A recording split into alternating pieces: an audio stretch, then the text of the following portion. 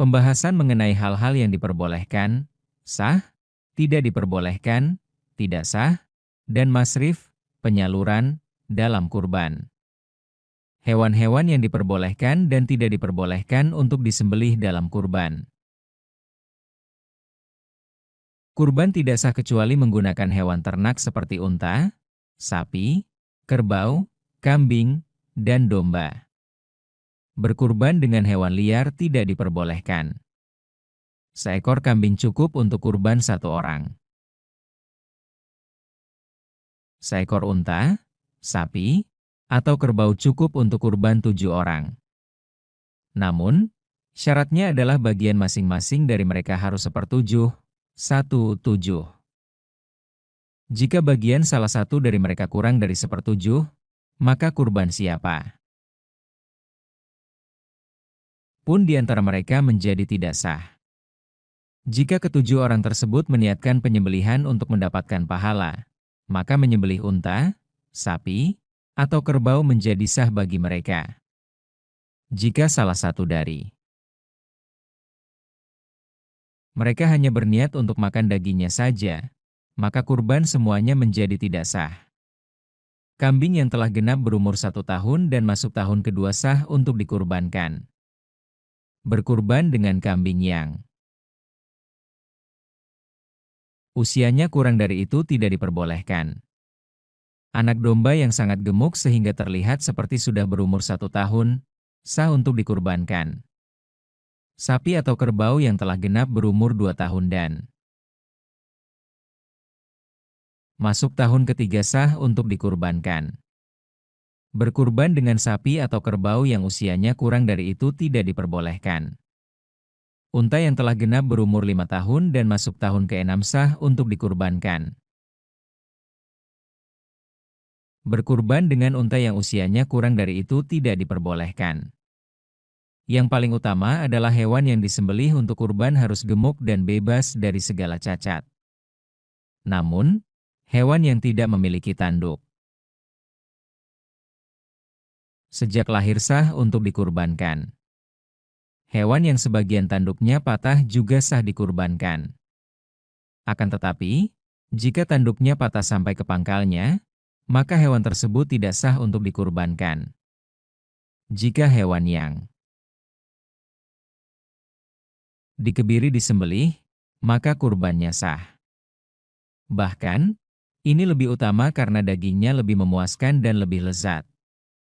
Jika hewan tersebut gemuk namun memiliki penyakit kulit, seperti kurap kudis, di tubuh atau bahunya, hewan tersebut tetap sah dikurbankan. Namun, jika penyakit kulit tersebut membuatnya menjadi sangat kurus, maka hewan itu tidak sah dikurbankan. Jika menyembelih hewan yang gila namun kegilaannya tidak menghalanginya untuk merumput, maka sah dikurbankan. Jika kegilaannya menghalanginya untuk merumput, maka tidak sah dikurbankan.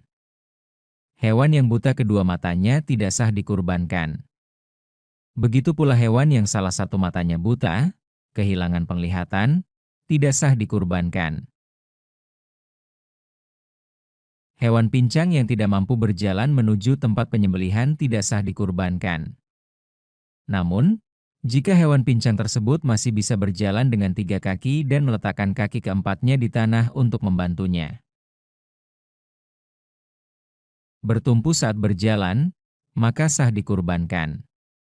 Jika hewan tersebut sangat kurus dan lemah hingga sumsum di dalam tulangnya mengering, maka hewan yang sangat kurus seperti itu tidak sah dikurbankan.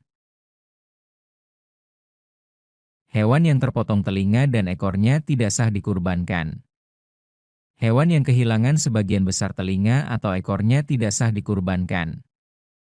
Namun, jika 2/3, 2/3, telinganya masih tersisa dan yang hilang hanya sepertiganya, sepertiga, maka kurbannya sah. Hewan yang tidak memiliki gigi, ompong total, tidak sah dikurbankan. Tetapi jika sebagian besar giginya masih ada, maka kurbannya sah. Hewan saka tidak